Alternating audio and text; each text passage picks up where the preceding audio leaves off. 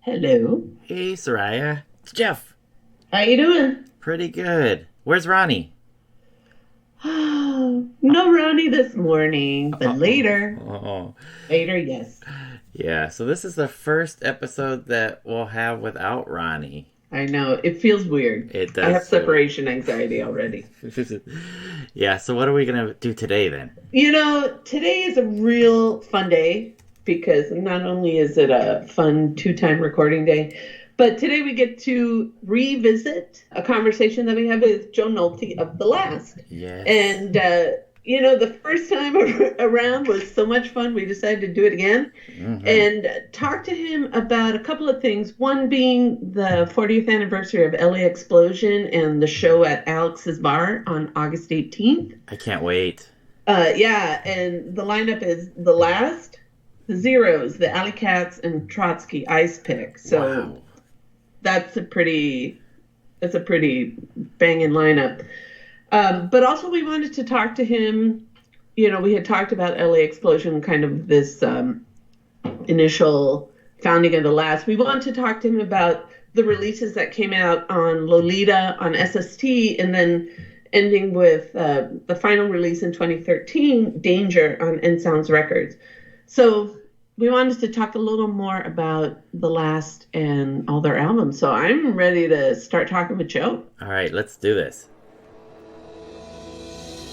Hi, this is Soraya. And this is Jeff. Our podcast is called Paisley Stage Raspberry and Rhyme. A podcast where the two of us play music that we like and share anecdotes and background about the tunes. We hope you'll join our conversation. And without further ado, a grooviar. Let's get groovy. All right, let's add him to the call. Calling Joe Nolte.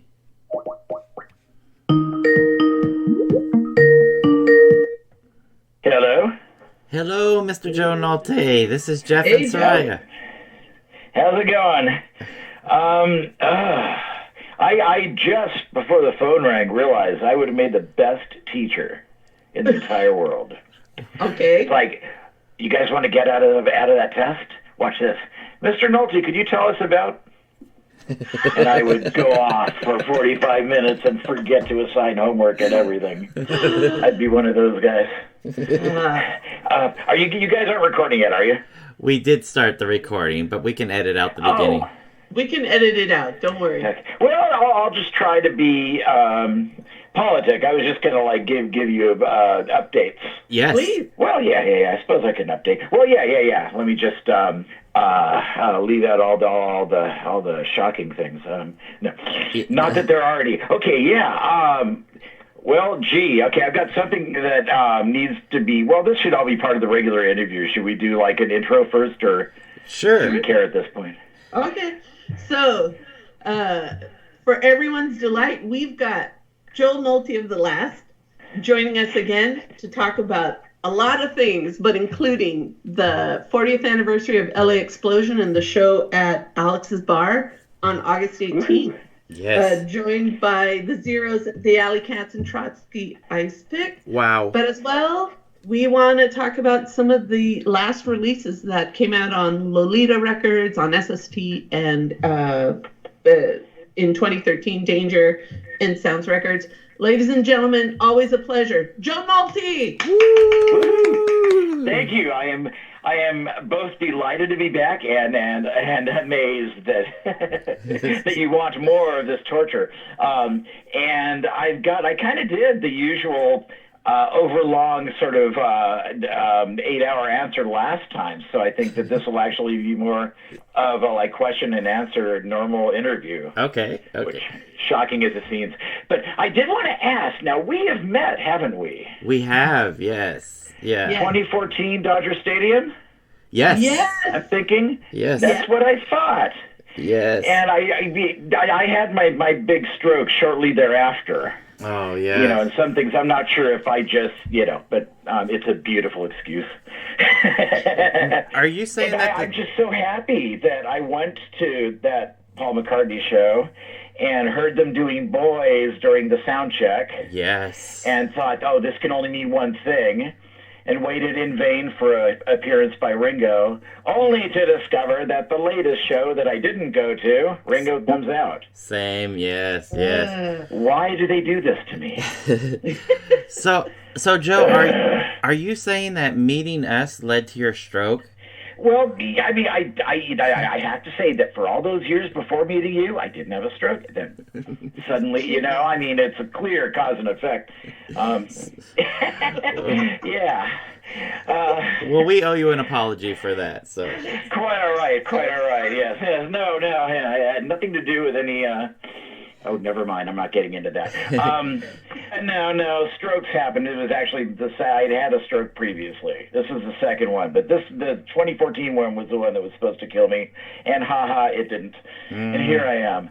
I did want to start. I've got to do a retraction and apology to my brother David. I forget, in this age of social media, you basically can't say anything, do anything, or well, you can't lie very easily. Okay. Unless you're elected, I guess. Yes. And see, I didn't specify anything. No. I love everybody. And but yeah, no, Brother David pointed out that in '76, when I said he was into Led Zeppelin and Frampton. Yes. Well, apparently he was not listening to Peter Frampton. Oh. Led Zeppelin, yes, but not Peter Frampton. It was very important that I make that clear. Well, duly noted. Excellent. Yeah. Now, never mind that Frampton used to be in Humble Pie, which is a great group. He was pretty embarrassing by 1976.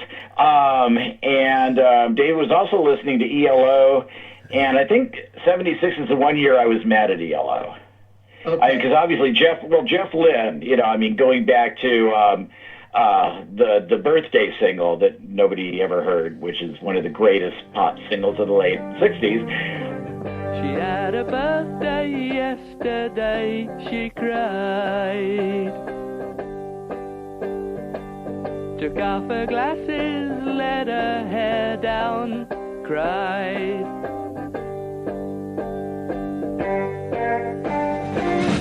Told them all at work about the day. How is it no one came?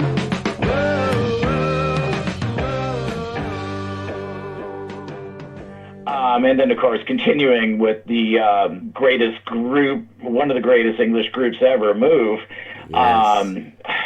ELO did have, and the great ELO albums too. I thought One Summer Dream from the '75 album was wonderful, but in late '76 they elected to cover Do Ya. Mm. I know it's a Jeff song, and I know it's 2/3 of the Move, but it's just not. It wasn't right.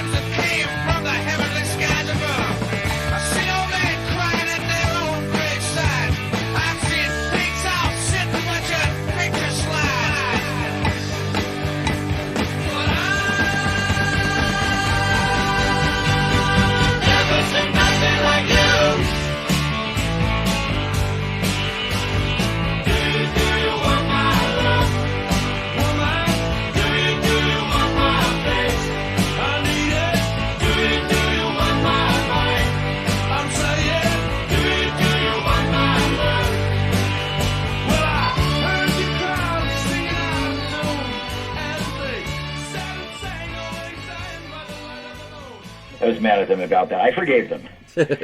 I actually saw ELO, I think in '75 on Bev Bevan's birthday at Loyola Marymount. Wow. Strangely enough. Wow, what a show. But anyway, that was one of the two retractions.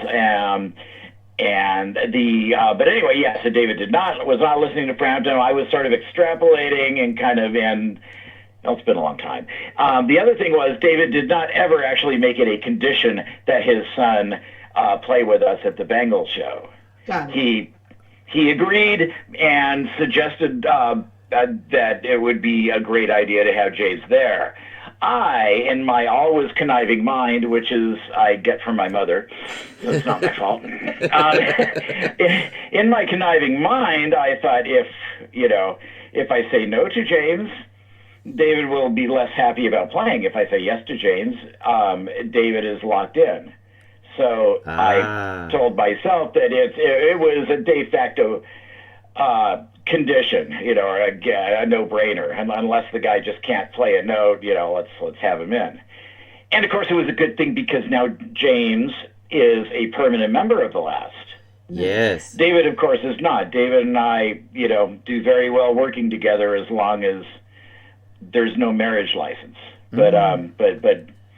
But James is a member. James is locked in. He may be the most talented of us all. Wow. He plays keyboards, and he's the principal second vocal now. Because in other news, after we worked for a year on leading up to the LA Explosion 40th anniversary show, truthfully, initially, I was really hoping we were going to do more than one where we could do the whole album. But at least we're going to do the one. But we worked and worked. We had a lot of ups and downs and I had to go through a lot of hoops. But at the end, I had what I thought was a really good band.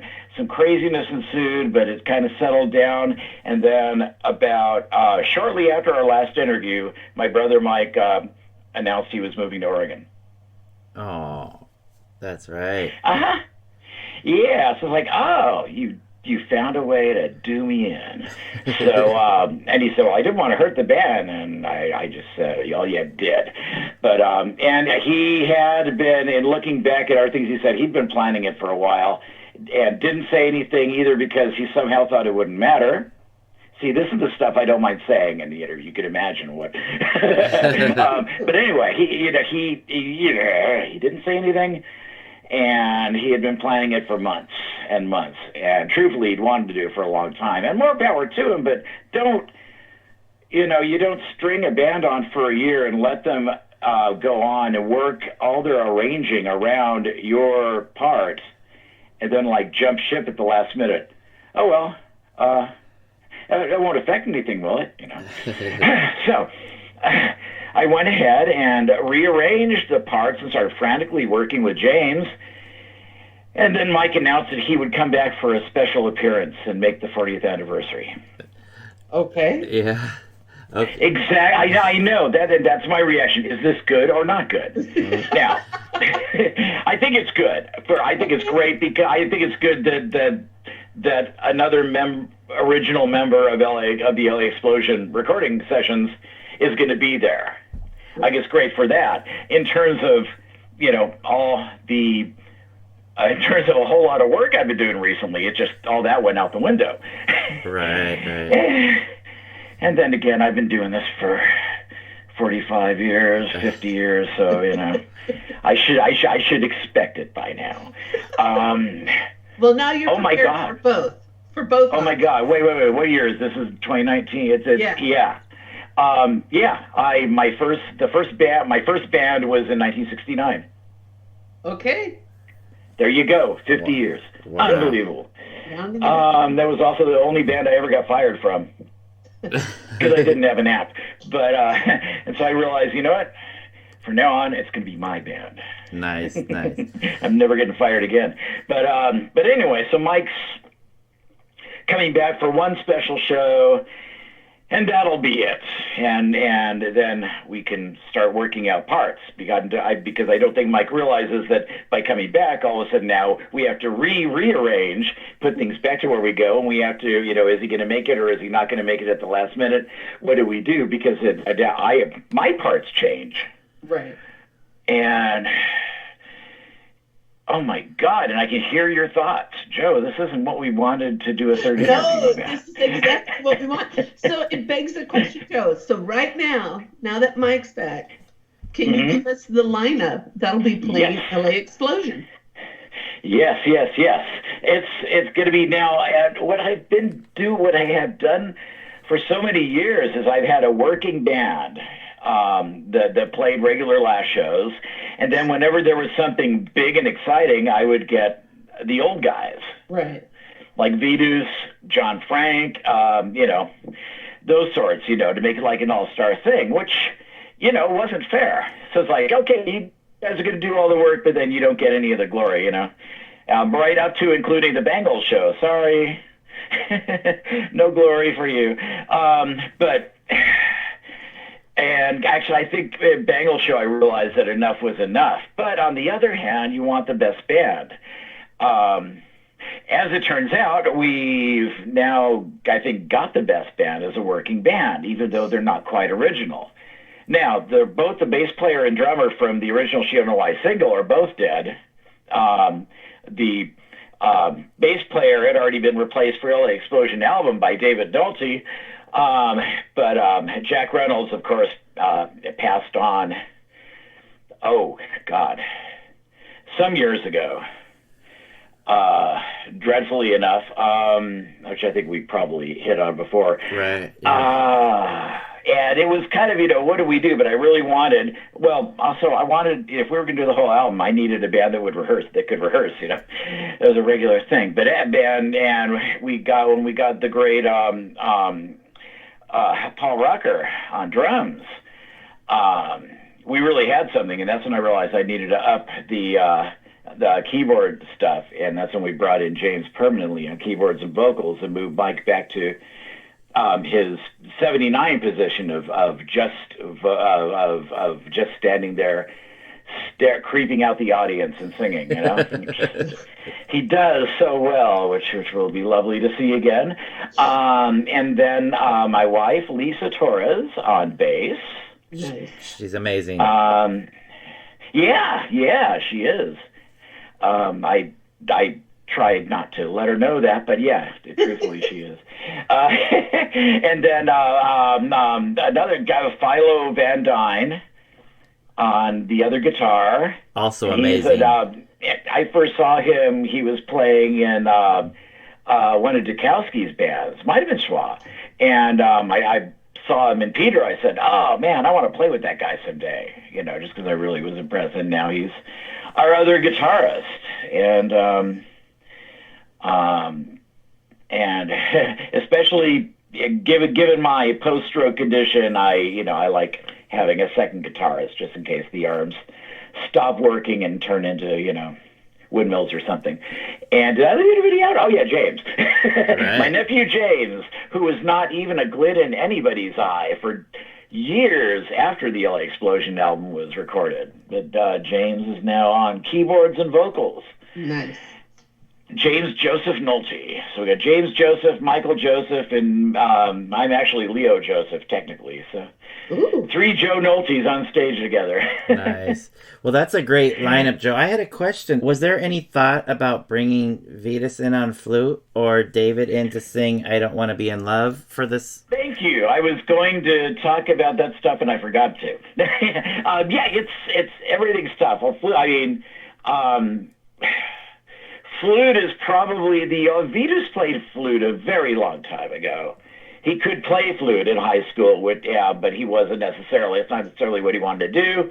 But he hasn't wanted to play keyboards for decades. He likes guitar, and he would when I would get the old guys, to do it. It was almost kind of a chore. Our drummer, that drummer John Frank has always preferred Vidus's music, which is great, and Vidus prefers playing guitar, which is great, and they have a band, Trotsky Icepick, which is great, but that's what they would rather do, and Vidus would give it the college try.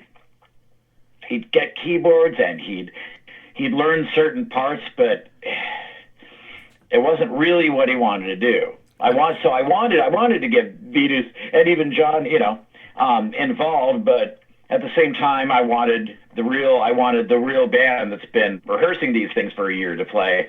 And so I realized, okay, we'll just have Trotsky play with us. Perfect. And chances are John Jones, we weren't sure, but we believe there's an excellent chance John Jones will be part of Trotsky too. And John is actually sang backing vocals on The Rack on the album.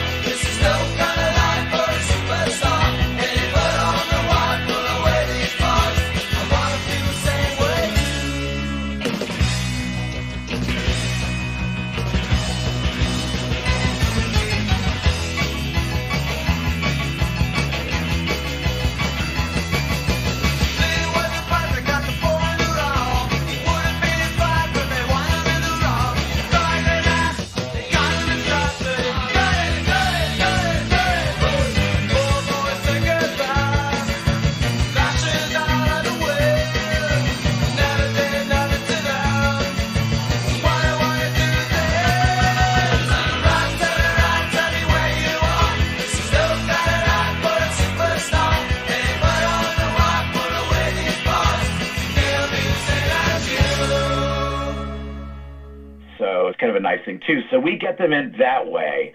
Okay. And does that just leave David? Yeah, it just leaves David. So so I realized, no, that's absolutely not fair. And so I asked David, what I was working out something, let's see, what can we get him in on? And I hit him with the idea, and he had some misgivings that we really didn't get into. Which may have been exactly for the same reason I wanted to have the people that have been rehearsing it. I don't know, because as it turns out, there's a 50% chance he's out of town that weekend. And so that just kind of worked out like it did. Gosh, there was I had talked to maybe Keith Morris, and I think Des Cadena is coming down and stuff. Bill Stevenson, and we discussed, maybe little guest spots. And at the end of the day, it's like, no, we're going to play. It's the 40th anniversary of the album. We're playing the album. The band that's been rehearsing the album is going to play the album. Nice. And we're doing it with a lineup that could have been straight out of 1979. And we've got the auxiliary last members all playing in Trotsky, and then outside that is Last Zeros and Alley Cats. Come on. Wow. That's a Star Wars or troubadour bill if I ever saw one, right? Yep, agreed. We got our tickets. We can't wait. Oh my God. Nice. This is going to be a great day. Okay. Yeah, it ought to be a lot of fun. Now, as I always say, hope we don't suck. It's been tough. It's like you want to, but then again, it's like, especially if you're in any sort of leadership role, there's like, I want to please these people, but I want to please these people, but I want to do this, I want to be nice, but I want to do, and at the end of the day, you just get mad at everybody and do nothing. But but I think this has worked out right. Everybody gets to participate, but we get to do the album as best as we're able to. So, and that's as fans, I think we're all really anxious to just hear it live for ourselves. So yes, I can't wait. We're really excited. Yes. Oh, excellent. Yeah, it's gonna be that should be a blast. Okay, Joe, dare I try? Yes. Try and ask you a different question. But once again, to repeat for everyone, August 18th, if you're in the Los Angeles area, in and around the environs, August 18th, The Last will be playing, LA Explosion, and also on that ticket, as Joe very very aptly said. This is a ticket worth buying for this lineup. The Zeros, the Alley Cats, and Trotsky Ice Pick. And yes, it is 2 p.m. 2 p.m. beginning. Who knows when the ending will start? Mm-hmm. Yeah. And Jeff, did you want to mention something? I was just going to say that we have a listener or two of ours that are flying from the East Coast or the Midwest out to California just to see the show. Holy mackerel! Okay, we have to compare because I've got somebody flying in from the Chicago area who I think had to spend like $600 on an airplane ticket. So the bottom line is this can't suck. Not that it would. I know it's going to be awesome. It won't suck. It won't suck. Okay, so we're gonna have to get a mesmerist up there too. So, you will like the show. Joe is your god. You will. No, because they'll start breaking out into laughter. Yeah. But oh wow, so people are okay. So there are multiple people that coming out from other states just for this show. Yes. I remember we were playing the Troubadour back before the album came out, a year before the album came out, and somebody said, we drove all the way from Vegas to see this show, and I thought that was insane. Well, people are and that was only Vegas. State lines again to see the last, so this is going to be a pretty epic. Once again, the last violates the Mann Act. Yes. Okay, Joe. Suddenly, the hottest ticket on Google is Mann Act. What is Mann Act? Yeah, anyway, I'm all yours. Ask away. All right, Joe. I want to, because the last time I was left with this question in my head, and now I want to get it out because I do want to hear your thoughts. I want to know how Lolita got involved to release Painting Smiles on a Dead Man.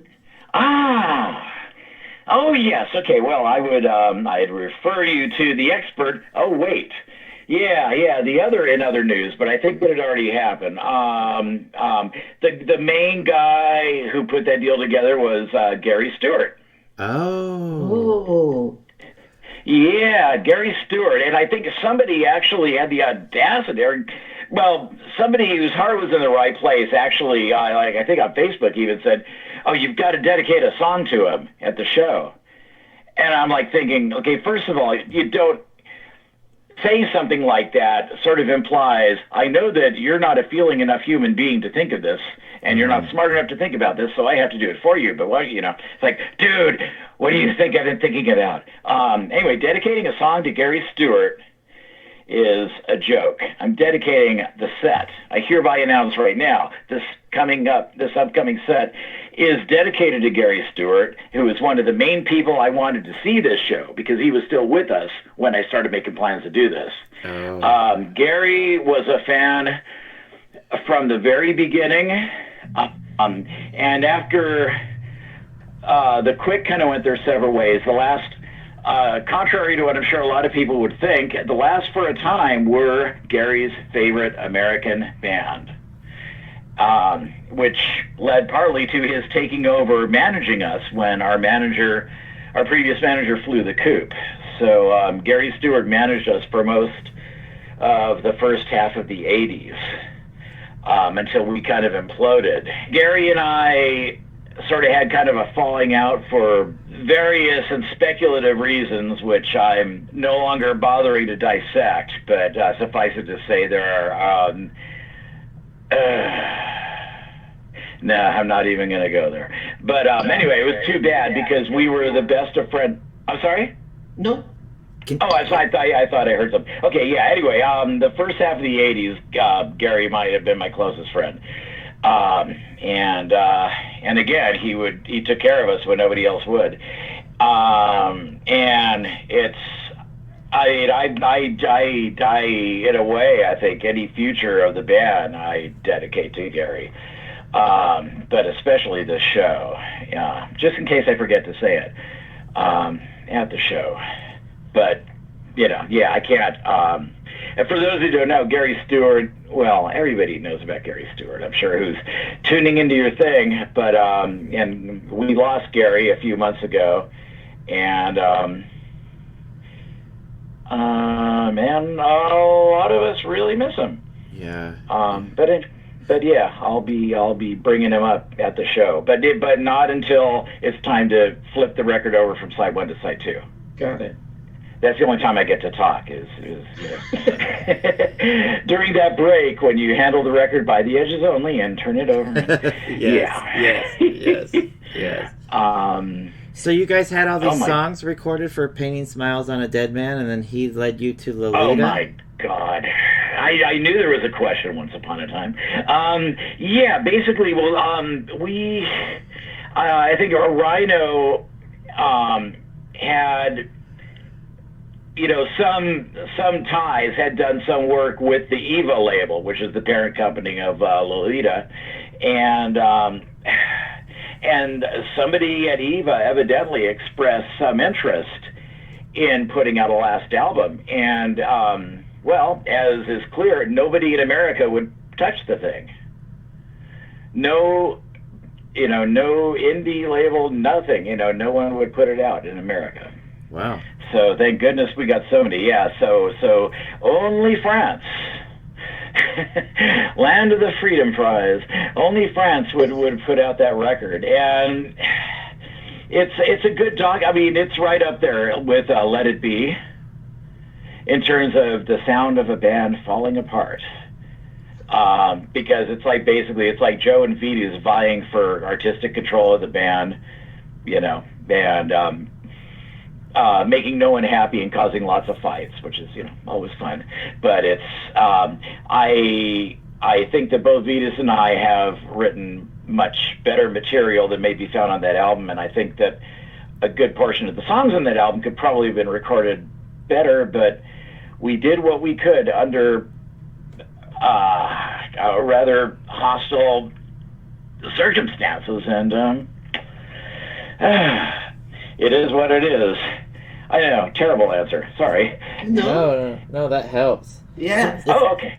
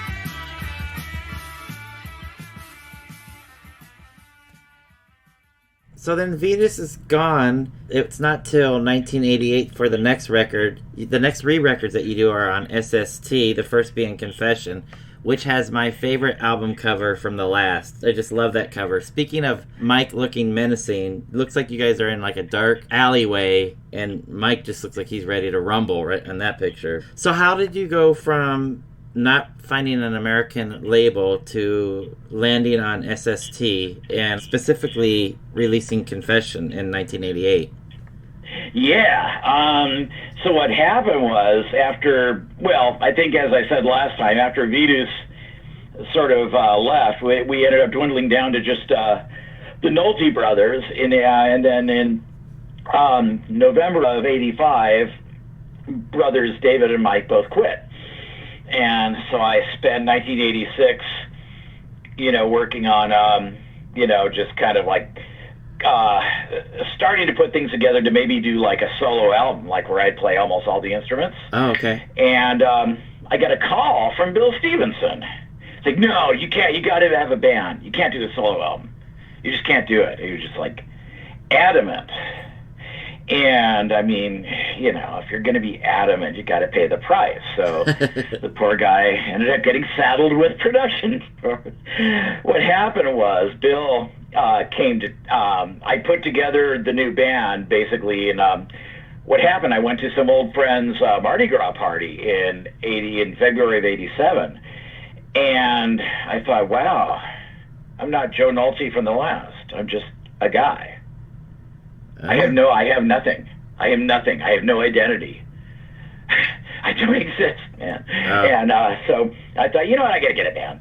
So I called Mike and said, I'm sorry, but you're rejoining and we're starting it up again. We're going to have a band again. Now we just need a name. And Mike suggested I can't even remember the name. It was the worst thing I'd ever heard. Then he called back 5 minutes later and said, I'm just kidding. It should be the last. Okay, thank you. And so I thought, God, I wanted to get a lot of vocals and stuff. And I remembered I had done a show at McCabe's in '84 with Peter Case, and we had the Williams brothers singing some songs with Peter and singing a couple of which were me and Peter and the Williams brothers. And it was cool. They'd come up with some good parts, actually, for one of my songs. So I thought, yeah, I wonder if they're available. So I got the number of one of them, called him up, and went in my spiel and everything, and said, what do you think? And there's a pause. He goes, have we met? Wow. I thanked him very much and got off the phone as fast as I could. That's hilarious. That's like, and I've used that since. That's like the best put down I've ever heard. Let somebody talk and say, now, have we met? You are. And I care why. So, yeah. Ouch. Yeah, so that was kind of okay, yeah. But, it's indicating, if nothing else, some people are a little more active in their lives, dude. So apparently I didn't leave much of an impression on them. But anyway, I ended up getting some people, the lineup that would play on Confession and Awakening. So I got some people, and Bill Stevenson by this time is actively working with SST. Oh. He's working. He's putting all stuff out on the Cruise subsidiary, and about this time, there's this young lady who, with a cousin or two, with a couple of her cousins, is hanging out with SST and Cruise at the offices and occasionally working with them, and et cetera, et cetera. And I would meet her someday, but I would not meet her. What year was this? 87? Yeah, it should have been about 87, I would imagine. Yeah. Yeah. So anyway, 15 years later, I would meet her, and she is now in the other room because I ended up marrying her. Ah, nice. But she was actually she was actually around, when we were finally joining forces with SST. Oh, wow. And now our thing with SST goes back to when we were originally going to put out the first Black Flag single back in '78, because they were going to put it as Panic. They were going to put it out on Bomp, and then Bob couldn't, didn't have the wherewithal to get it out, and so they called David because they wanted to find out, how we did our independent record, and so we were talking about putting out their thing as well. But anyway, that's how we ended up meeting them in the first place back in them golden days of '78, and anyway, of course. But anyway, we soon got a manager a little later that year, and the manager said, "No, we're not going to have a label. We're not going to put out any records by Black Flag or the Descendants. They're not going anywhere. We'll just do our thing." Yeah, and so those... as a result, they had to start SST.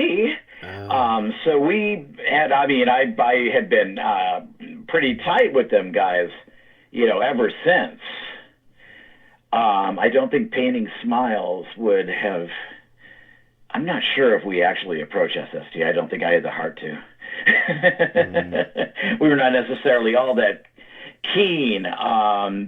Trotsky now has a song called Painting Smiles on a Dead Man, which didn't exist at the time, unless Vitas really kept it a secret. But the idea was pretending that this is a finished good album is like painting a smile on a dead man. It's not real, right? Yeah. Okay. So we were very clear about our slight lack of enthusiasm for the record. But anyway, yeah. So SST had been, Greg had been interested in doing something with the last, since the beginning. And so Bill came in saying, "Yep, I'll produce it.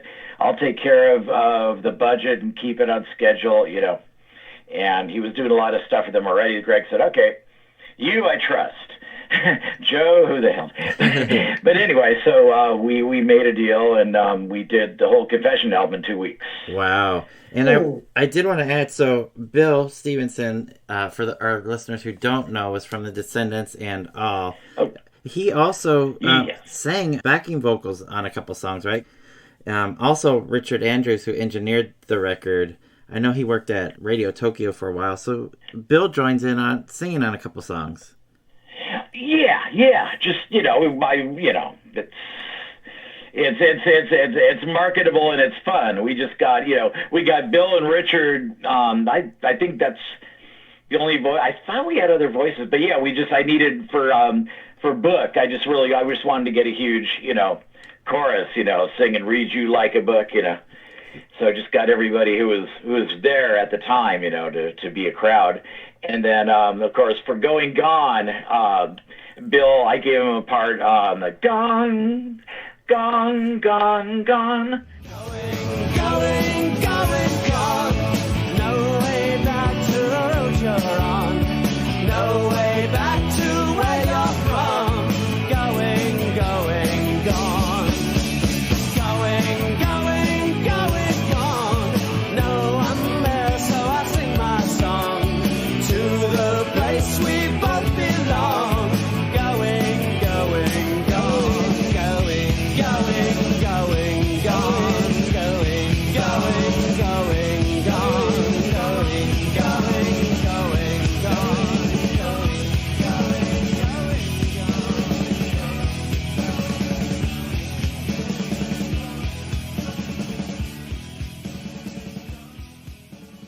That's all Bill, so that's like when he's in there. He's not in there for much, but it's solo when he is. Nice. The album title is Confession, which is the last song on the album. Why did you end up choosing that for the title, for your first SST record? Interesting, huh? Yeah. Yes.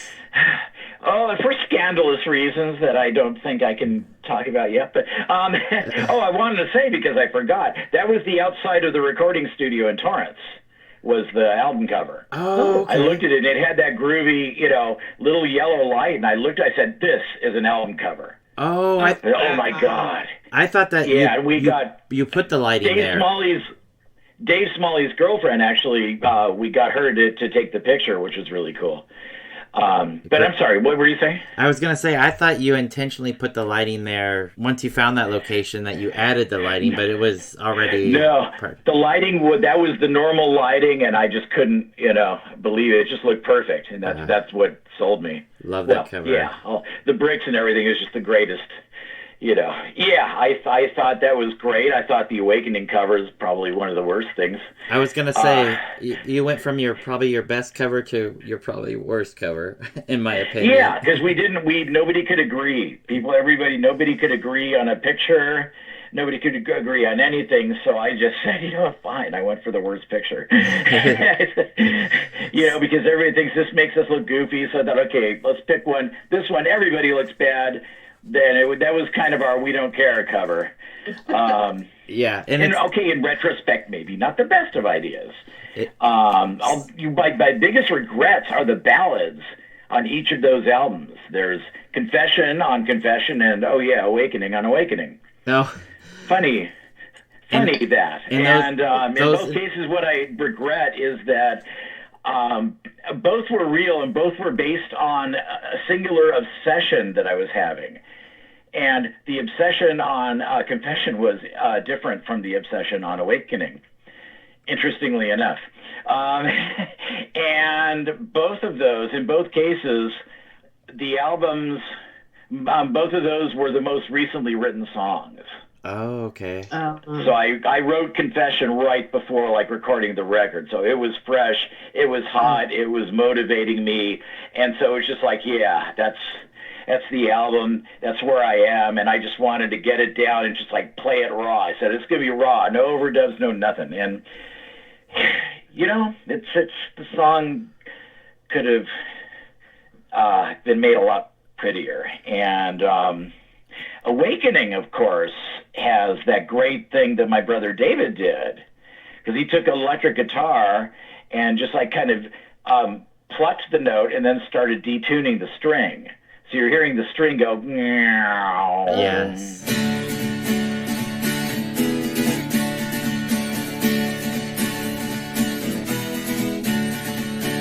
I see the laughter forming in your eyes. I know it really should be no surprise. There is no reason and there is no rhyme. In every dream you're there and girl, you're mine.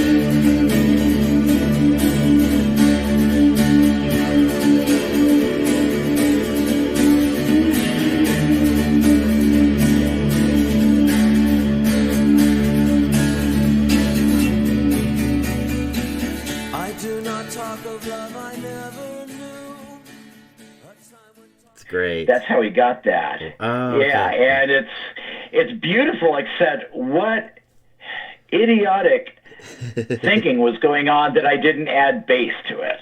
Oh. Because you've got this wonderful low thing. If we had had a good, solid, bass note for, dynamic equity, it would have been. It could have gotten airplay. It would have been something. But it's as it is, we put out what sounds to me like a half-finished song. So can you why talk? Am I criticizing myself? Can you talk a little bit about the obsessions that you had with Confession and Awakening songs? Oh, these were just. Oh yeah, right. No. Okay. Not real. I mean, it wouldn't be fair. These were both individuals that I had a strong fondness for at the time. Okay. And in both cases there was no future in either one. And of course that's where the really good songs come from. Mm. If you really are into somebody and you have no hope, boom, that's an album's worth of material. So, oh yeah. Unrequited Love. So yeah. 1989, you release Awakening, and it's funny. I asked you to sign my copy of Awakening, and you write on it in big bold letters, "Bad colors." Oops, Joe Nolte. That's how you sign the cover. You bring this out in me. That's what it is. You bring my self-criticism out. How do you do that? Yeah, that's hilarious because I don't usually I don't usually harp on that. I usually ignore the cover and say, oh, yeah, that's hilarious. So guess who chose the colors for the cover? I'm going to guess it's probably Greg. Oh, no, Greg wouldn't have been in there, so maybe... If only. You? Oh, fine. If you could find me somebody to blame, maybe somebody who died, that'd be cool. Yeah, no, I had picked the colors. Oh, nice. Okay. Nice. And it was, it's one of those things where you've really got to know what you're doing when you're picking colors, because they're not going to look the same. Everything is context, you know? And colors are different colors are going to look way different depending on what they're next to, how they're brought out and everything. And especially if you're a musician, don't be an art director. Yeah, lesson learned. But yeah, but again, and part of it was just, I was feeling kind of reckless, because it's like, we were putting so much work. Well, Awakening was done in 2 sessions. All was really busy, and Bill, I think was having issues he wasn't completely aware of, but after years later, he was able to see that it had been a really bad time for him creatively. But we had 2 long sessions for Awakening, and whereas Confession had just gone boom like gangbusters, 2 weeks done. Awakening stretched on, things had to be re-recorded.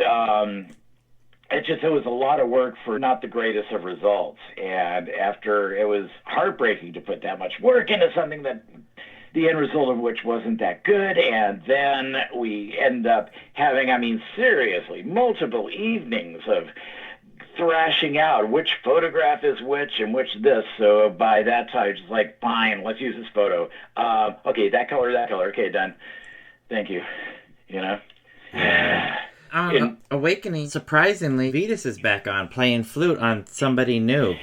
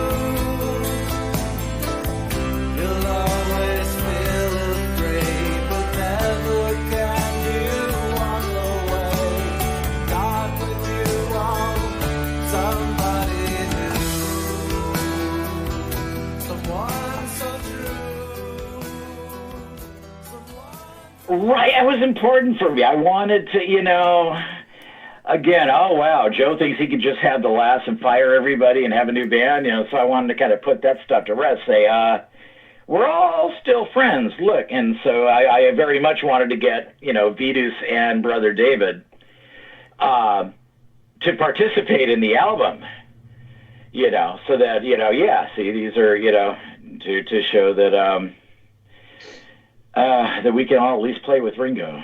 That's an illusion no one's going to.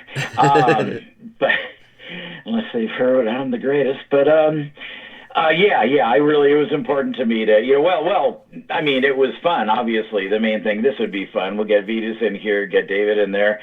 And the David thing, actually, David came up with the part and then said, "What do you think?" And then I said, "Oh yeah." So he kind of, volunteered. Vitus made the mistake of writing me a letter saying how much he liked Confession. So I said, would you like to be on the next one? And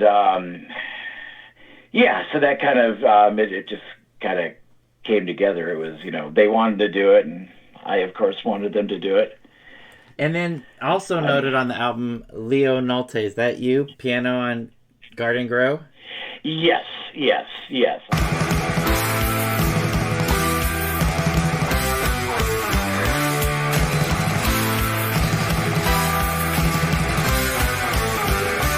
Oh my love, what do I say to make you put your fears away?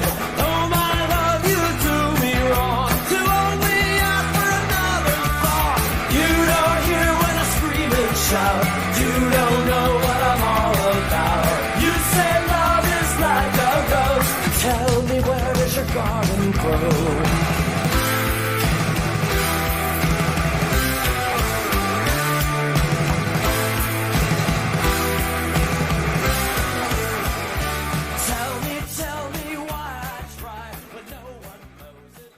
I use my first name as a pseudonym, but yeah, it's me. It's not my dad.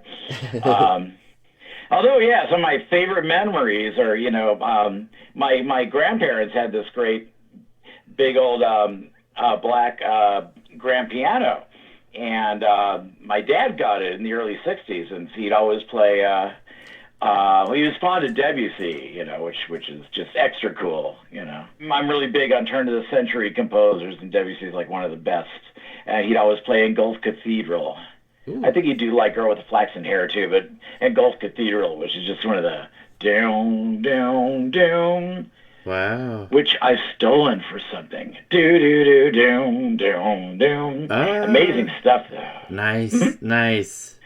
Yeah. So what did I steal that for?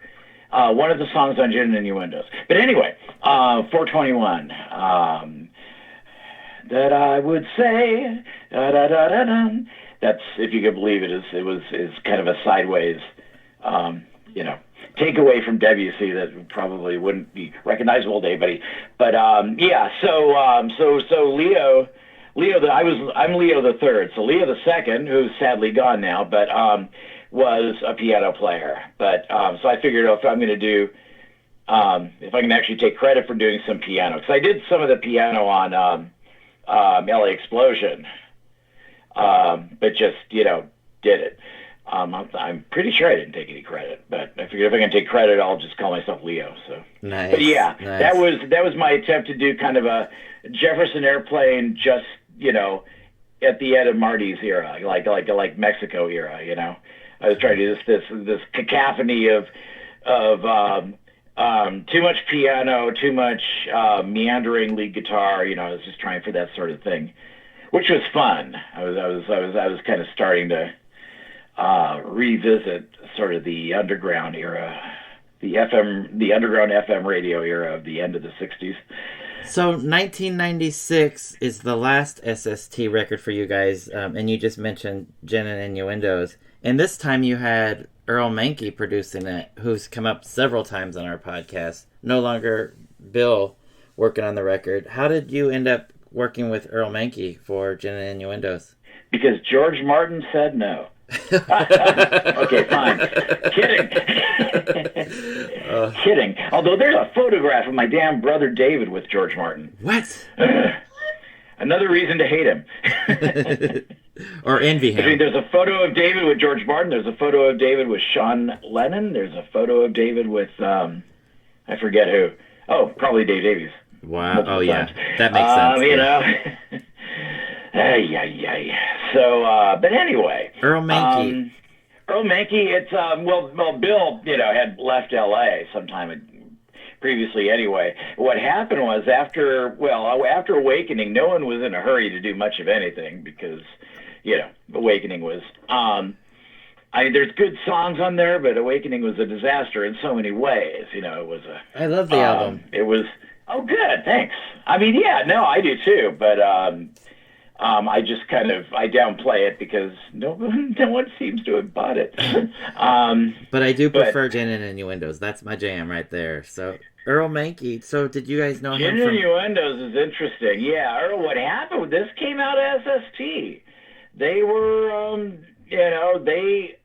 I'm not sure how it worked out, but they suggested Earl Mankey. I said, "You're kidding. That would be great." Wow. I mean, I mean, granted, I would kind of protest that I just did not listen to pop, and I would make fun of people that did. There's an infamous Slash interview that I'd like to forget ever happened, and other things, but come on, you've heard my songs. Like, guys, you think you think Joe didn't listen to pop? You don't think he was listening to Sparks or 10cc? Eric Carmen's damn solo album? That's Rock and Roll is a great song from the first Eric Carmen album. Come on, everybody, get down. Anyway, so like, I don't even want to get into that, but yeah, I was always, of course, a pop guy, and I think Beaver or Lindy is still my favorite Sparks song. I think I actually asked Earl about that, but yeah, no, I was kind of starstruck. I said, oh yeah, I'd love to do something with the Romanki. So they put it together. Unfortunately, Earl lives out in Thousand Oaks. Yes. I'm down in the South Bay, and I have just started going to Cal State Long Beach. Oh, okay. Yeah, as you can imagine. And so, but it's like you got to do what you got to do. I'm sure I kept a couple of gas companies in business single-handedly during that period. And what happened was SST had a certain budget, which was, enough to kind of do a decent but quick album. And Earl said, this is good. I really like working on this stuff.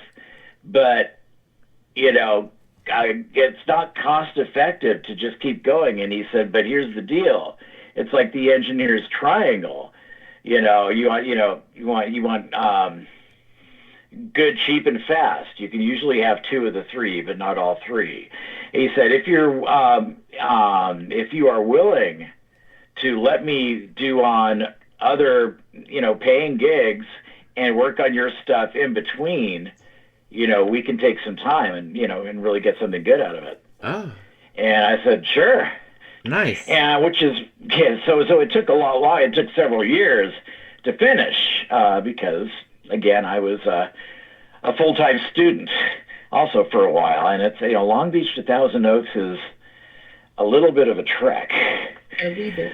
But it was interesting because there's a couple of the songs are like, date back to 77. Like, there's Song / Unordinary Substance. Unordinary Substance is 77. Song is from 1975. Oh. That's like, Century City Rag was also 75. Those two were like, I think the oldest last songs that there are. So it goes all the way from that to, there's a couple of songs that I wrote during the final 6 months of, while we were recording.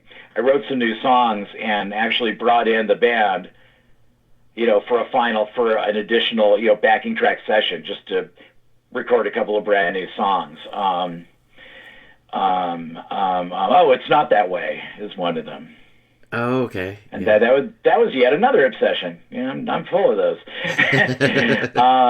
And equally, if not more hopeless than the others too, I might add. You're a passionate man, Joe. Yes. It gets old after a while. You gotta do what you gotta do.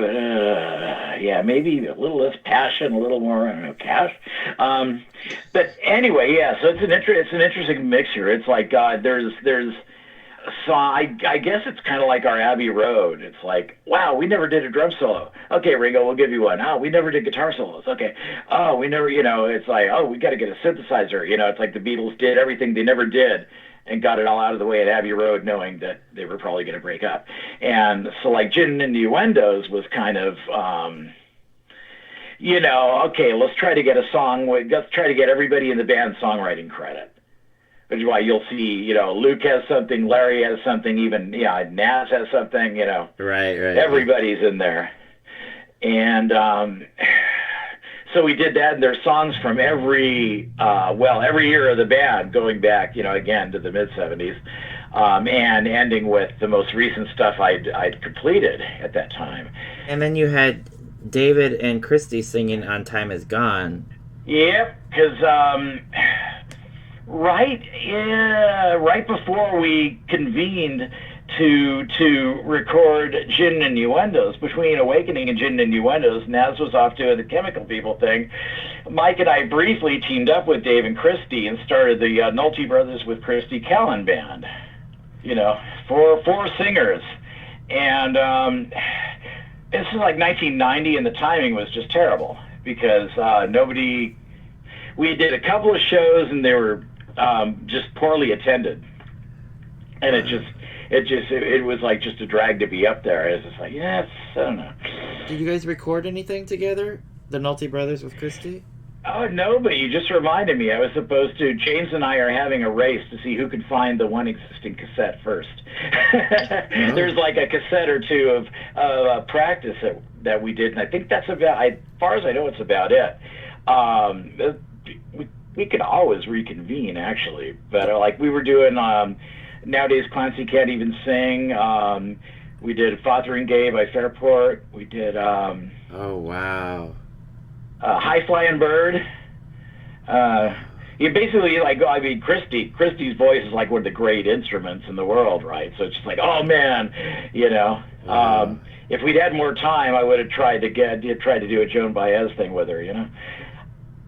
We had done that. There never is, precisely because there wasn't any recording done with the Nolte Brothers and Christy Callan. I thought, you know what, let's get them into this last album. You know, nice. Let's at least have that lineup exist for a song, you know, which is how that happened. And that turned out pretty good. Yeah, very good. I think. Unfortunately, it's like there were, I forget, we had, management-wise, we were in a state of confusion, but we were focused enough to kind of piss SST off because they've been waiting for a few years for the album to be finished. And we said, well, you know, now that Interscope just signed Descendants and all this, you know, we think we might want to break the contract and, you know, dumb things like that. But at the end of the day, we managed to stay with SST after completely pissing them off. As a result, I'm not sure they did anything market-wise. I think they were probably thinking, you know, we're going to let this thing burn. But in my opinion, that needs a vinyl release. Gin and you know, somebody told me that they had a vinyl copy. What? Which I don't. Yeah, that was my reaction too. I didn't believe it either, but they said, yeah. I think I'd have to actually see one to believe it. Wow. The only copy I ever saw in a store was like a couple years after release. It was already a cutout. You know, it already had a little hole punched on the case, and it was going for 99 cents. Oh, wow. And not selling. So, yeah, it's like we kind of, we ended the 20th century with a most decided whimper. But an amazing album. Amazing album. Maybe not the sales that you wanted, but that is a great album. It is.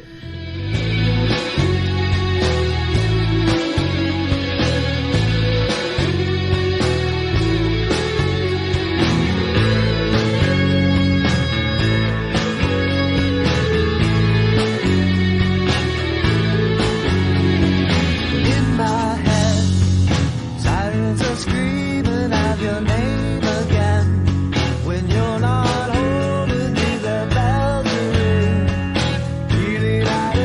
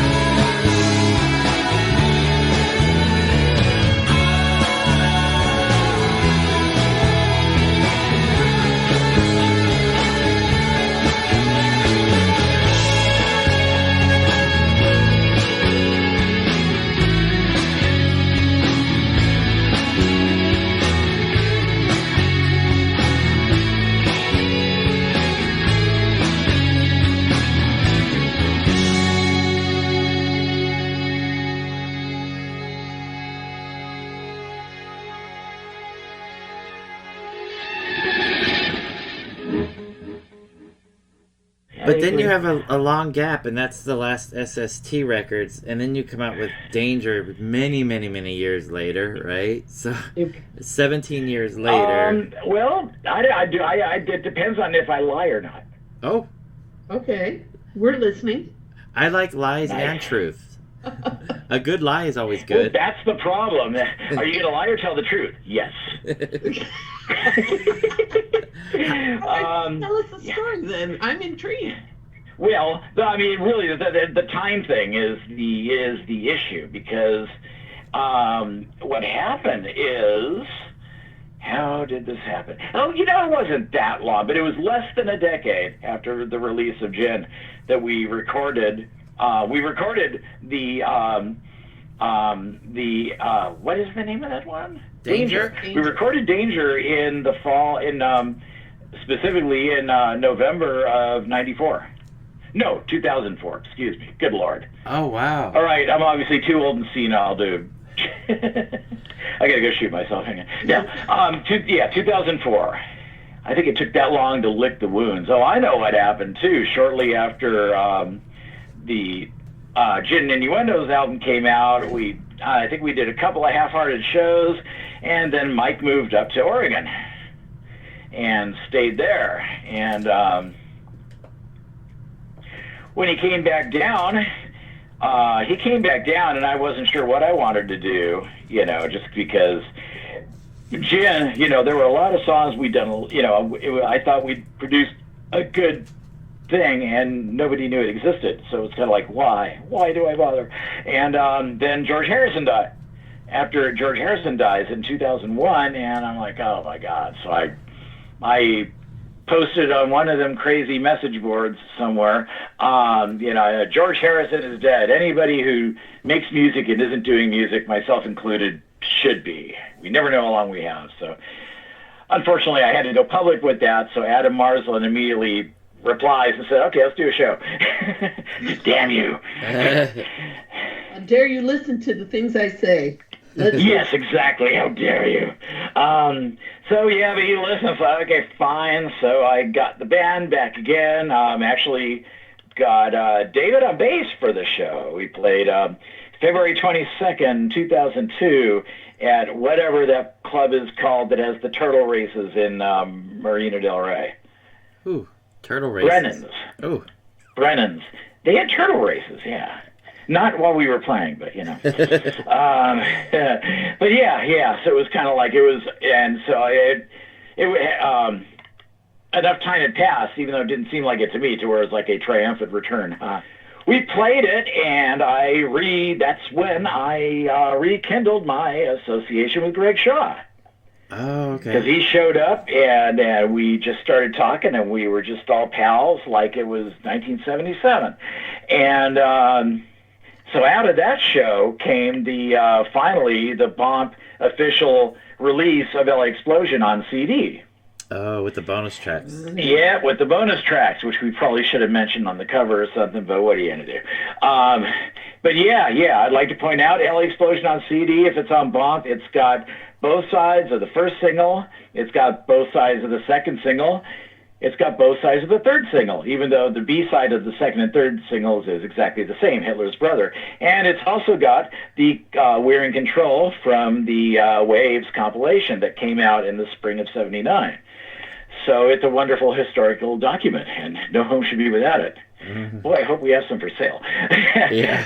We did that triumphant whatever, then I had a complicated few years. But when the dust had settled, I was engaged and was talking to Bill Stevenson about putting out a new Last record with him and Carl as the rhythm section. Wow. And, proposed it, and he said, and we did it. Okay, so that was 2004 that you did the recording, so that explains to me why you didn't use the current lineup. So I was wondering why you didn't use the lineup that you were actually playing live with around that time, 2013, but rather with this lineup. So that explains, No, we did a few... what did we do? We did, well, if you'd been in Fort Collins, Colorado, you could have seen it. Right. We did a couple of local shows. But, yeah, I mean, that's the problem. They got, first of all, the Descendants are not exactly, semi-retired, right? They're kind of... between the Descendants and all those guys end up being busy. That's one thing. The big thing, though, where there was the recording got finished. Although Bill came out at the beginning of '05, and we did one final vocal overdub at, I can't think of his name, Pennywise guy who has a studio here in the South Bay. Anyway, at his studio. We did that, and then it was like, okay, Bill's going to get the mixes done, and he wants to make sure the mixes are good, and he kept mixing and mixing. What was happening was that he was dying. Right. He was, and didn't know it. And of course, we are now in the several-year period where Bill almost dies a few times, right? Thankfully, he did not, but it was not pleasant for him. I remember, calling him at the hospital in the middle of that, and it was just like, oh my God.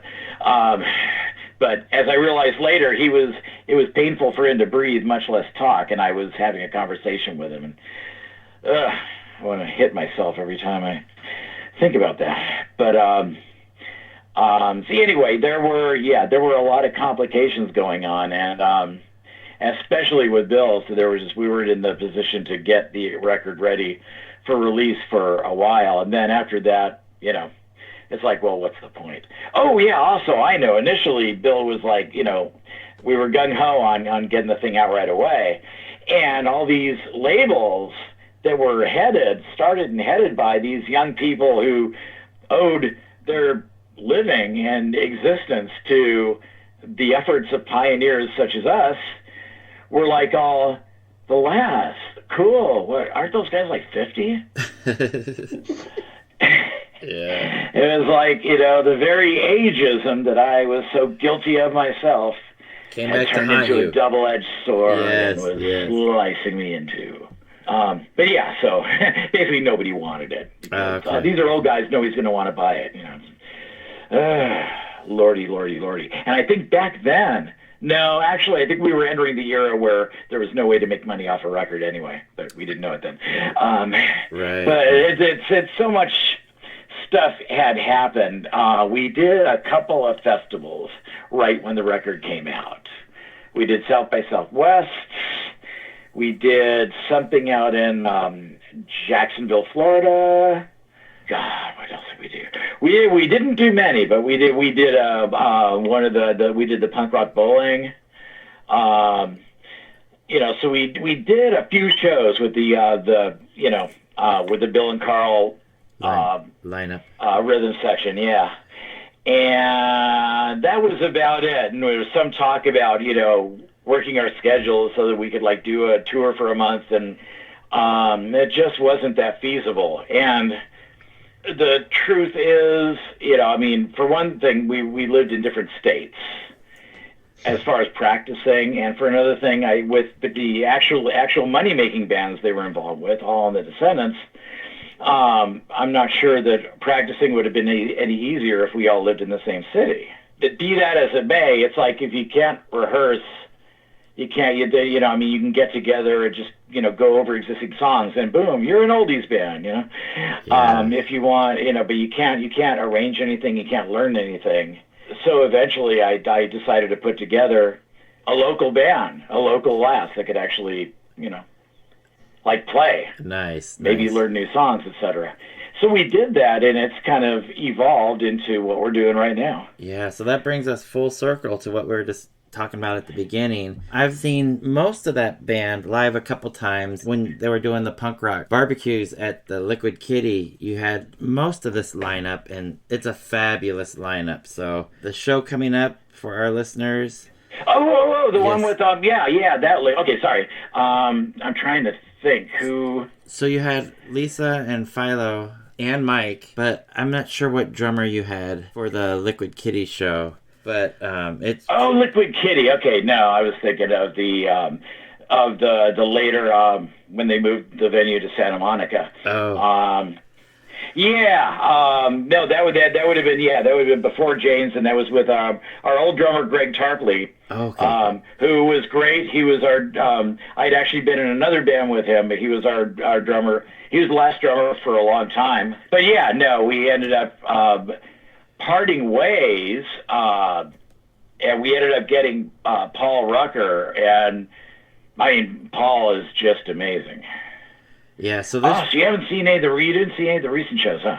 No, it's been during the past year. Yeah, no. It's been probably 3 years since the last time that I saw the band. So we can't wait. So wow, Soraya, so we're gonna be there, right? August 18th. Heck yeah, we are, and we're bringing a bunch of people with us. So. Yeah, we are. Nice. So, all right. Well, we should go ahead. No, go ahead. I was kind of umming, but I just looked at the clock. And... Yeah, I was going to say we should probably wrap it up. We want to make sure that our listeners are reminded. August 18th, Sunday, at Alex's Bar, 2319 East Anaheim Street in Long Beach. Amazing lineup. Just the opening acts, the Zeros, Alley Cats, and Trotsky Ice Pick. But you get to see the last performing LA Explosion from beginning to end, right, Joe? You're doing it in order, sequentially? In order, beginning to end. It's going to be amazing. So I cannot wait. It's going to be a great show. Joe, any last things that you want to let our listeners know, maybe about the show or upcoming last activities? Yeah, the show on Sunday the 18th is going to kick ass. Yes, it will. And it's worth flying across the country for. And apparently it would be worth flying over from, Italy. Really. It's going to be great. It's going to be fun. It's going to make everybody who flew in say it was worth it. Nice. Yeah. Well, I hope. Oh my gosh. Jeff, I don't think there's ever a dull moment with Joe Nolte. So, Joe, I can't thank you enough for joining our listeners one more time, because you've got stories galore, and I feel like we've barely just scratched the surface.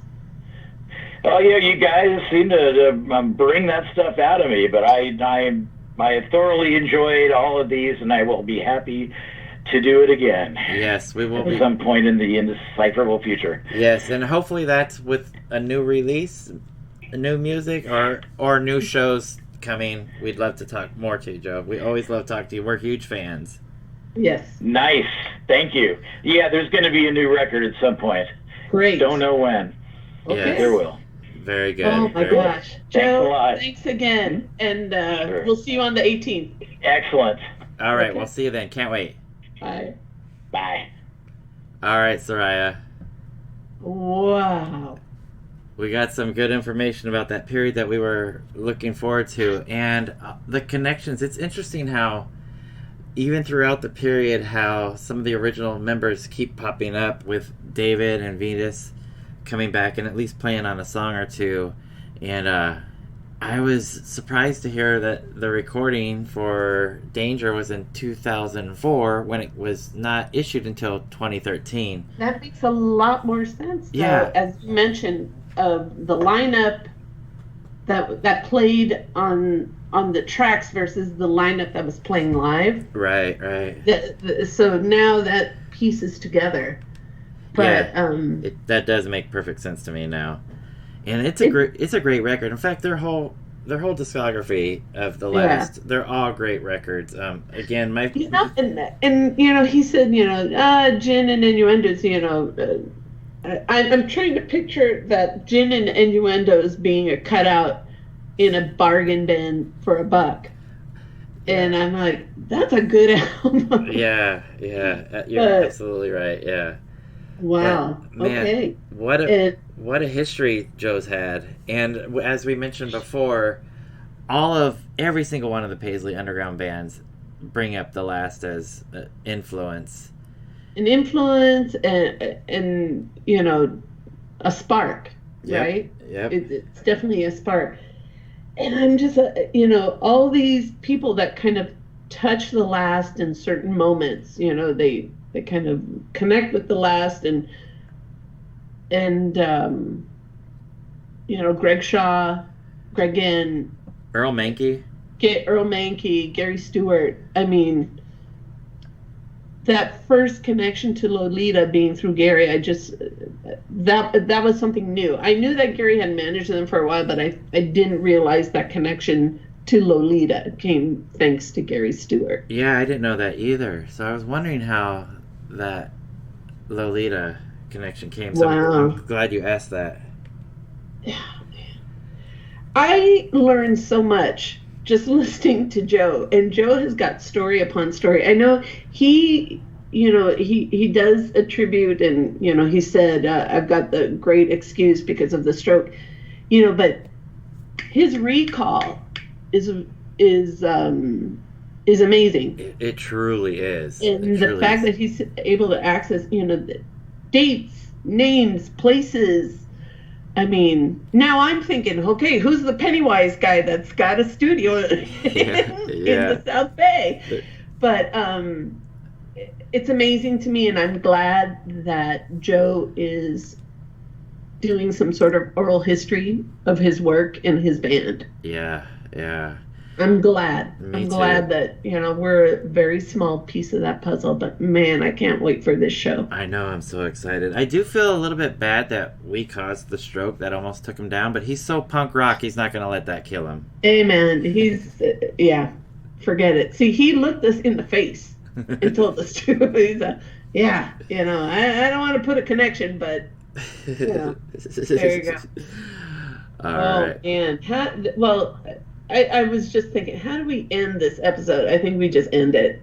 Yeah. And we're gonna have to play off the show with some live last punk rock blowout. Yeah, and I do want to tease the fact that we may be doing a post last episode. Yes. Should we just leave it? We'll have a moment to digest and. Yes. And we've relive. We've talked about a panel, but should we just leave it at that for now? I think we just leave it right there right now. All right, sounds good. Dude. Gente, agrubiar. Groove on, Paisley people.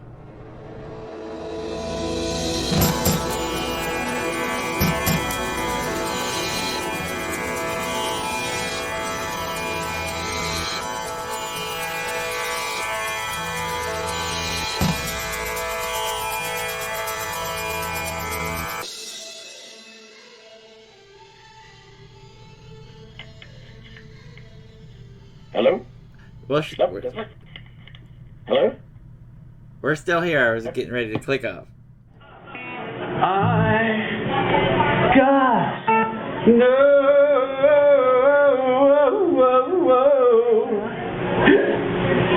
time for you, time. I got no time.